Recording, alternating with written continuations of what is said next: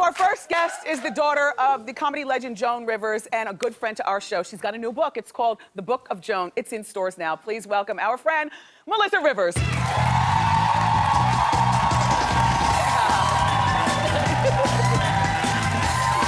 love your skirt. Cute. Good, thank you. Okay, let's see if I can actually figure out how to sit Can you sit in it? I can. Do you need a prayer cloth? Is something gonna fly open? No, nothing's a prayer cloth, no. I put in an extra snap on the slit so it didn't do that. Yes. And I never tried sitting until I sat down in the dressing room. I'm like, oh, it's gonna take me a sec. A second. Yeah. Let me give you some shoe cam, because, you know, no, down here on the floor. There you go. Nice, cute. Cute. Thank you. So, you know how much Hi. we adored your Yes. mother. And she adored you. She was the most guested guest of our show. She visited us 7 times in all 6 seasons.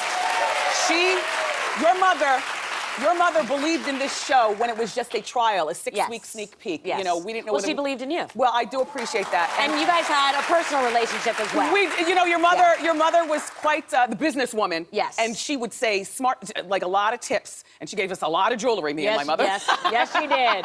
Every time she'd come, she'd remove her costume jewelry, which I just adore. How is Cooper? He's doing well. It's taken him a little while, but about a month ago, we had a moment where I saw the fog lift. Yes. And it's nice, you know. It's great to have, you know, he's 14. Yes. Well, but you have each other. We have each other, but, you know, teenagers are teenagers. The relationship that your mother had with Cooper. Amazing. I remember she was talking about her last visit here. She was talking about how they would go away for a week, like just their vacation. She would take him away every year for a week, and it was called Grandma Week. Yeah. And they would say, you know, oh, they would say to me, like, I was allowed to come, but I wasn't allowed to have like an opinion or interfere. Would you ever go? I would join them for bits and spurts, but they would do these like sort of adventure vacations. Yes. They did London and Paris, they did Rome and Venice, they did the national monuments, they did the 13 colonies. One year they did like Mount Rushmore and that whole area. Wow. One year they took a rock star bus. Nice. Yeah. She was so much fun. So now Joan was getting a routine procedure and things went wrong, and we've been following it on Hot Topics. And so now you're suing. Yes. What can you tell us? That we're suing. Yes. Is it for a particular amount? Is it? I mean, because you clearly, it's not like you're suing because you need the money. Right. No. You know, we live in this sort of weird time where to find out what really happened, you have to sue. Otherwise, no one's going to turn over records and no one's going to do anything. And I want to find out what happened. I need to know what happened. I need answers.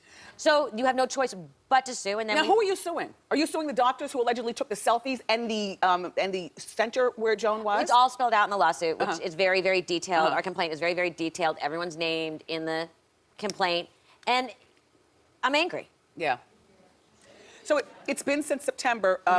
How long will the investigation go on? Oh, God only knows. Oh, God. I mean, I'm hoping before Cooper graduates from high school. Yeah. I mean, he's only going into 9th grade. Yes. But it's such a dichotomy because like Parts TV want like answers right now, but there is a process. Right. And you have to sort of just grit your teeth and hang on for the process and realize you cannot make it go any faster. I just find it incredibly brave and of you. You know, Joan was taken off of life support. Melissa crawled in. I perused your book. Melissa crawled in bed to comfort her mom. She also, you had things from her night table there. And Judge Judy. Yeah, when she was in intensive care, my mother was very good friends with Judge Judy. Yes. And she loved watching Judy's show. That was like her, she would TiVo it. That was like her thing, was she would watch Judy. Yeah.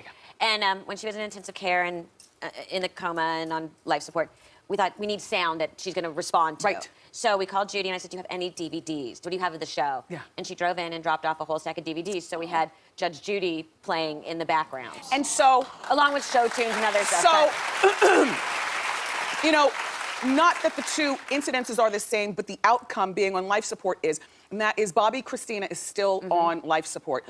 What made you decide to pull the plug? And by the way, back to the way you did it, so sweet. She got into bed with her mother, and then they pulled it. But we had her in full hair and makeup. Of course. I had her in her favorite lounge, kind of caftan-y thing. Yes. We brought in all of her sheets and pillows, like her beautiful stuff from home, her night table, you know, everything on the night table. How did I make the decision? I am very lucky, where it's such a hard decision to make. Yes. And I know I made the right decision. My mother, in her living will, which if you don't have a living will and you have children, you go home and do one.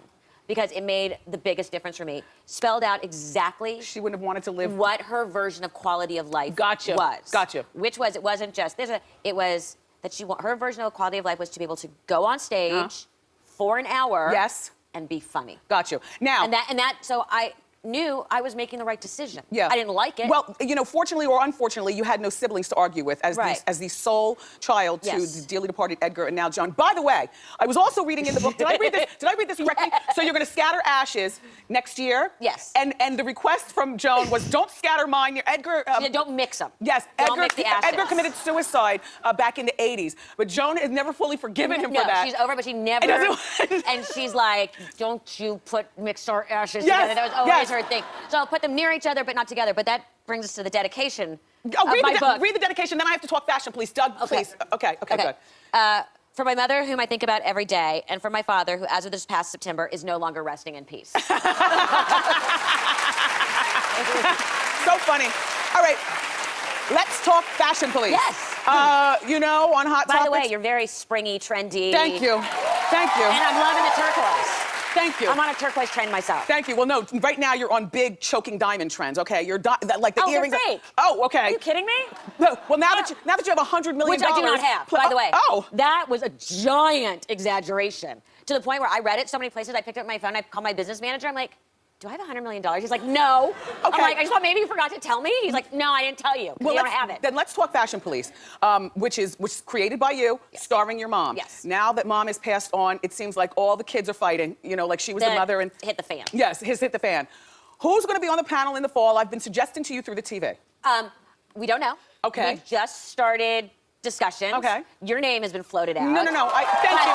Thank you. You know, I'm busy. But you're busy. Here in New York, I'm busy. My joke is always, she's going to give up her show and come do a show once a week in LA. Good luck, guys. Plus, our boys are both 14. We got to keep an eye on them. I can't be flying all around the country. But here's a suggestion. Okay. I think Amber Rose would be good. I think she'd be fantastic. Now, here's the thing. I know that she's not a fashion girl. Just yesterday on Hot Topics, I was saying I don't like her talking. What I don't like her talking is I don't like her doing ratchet thought talk. If she's got a TV show where she's talking fashion, that's a whole other thing. She's very likable. I agree. We've had her on the show before, and she was a tremendous guest. Also, Kimora Simmons. We've had Kimora a whole bunch. She'd be really good. We love Kimora. Kimora's fashion, and Kimora gets it. Yes. Chloe would be good. one of the original hosts of the show. Chloe would be good. Yes. And finally, because you need some color. You know, that's the Kimora. Yeah, I mean, it's so very white. Yeah. Do you know what I mean? Yeah. Lloyd Boston is the most civilized, and he's got a great personality. He's comfortable in his own skin. He speaks well. Just, you know, think about those. By the way, all of your suggestions are on all of our lists. So you are dead on with, you know, I don't know who it's going to be, but right now, it's actually, I mean, for all we know right now, every name under the sun has been thrown onto a list, and we're slowly starting to figure out what would work. And one more quick question. Will Juliana be back?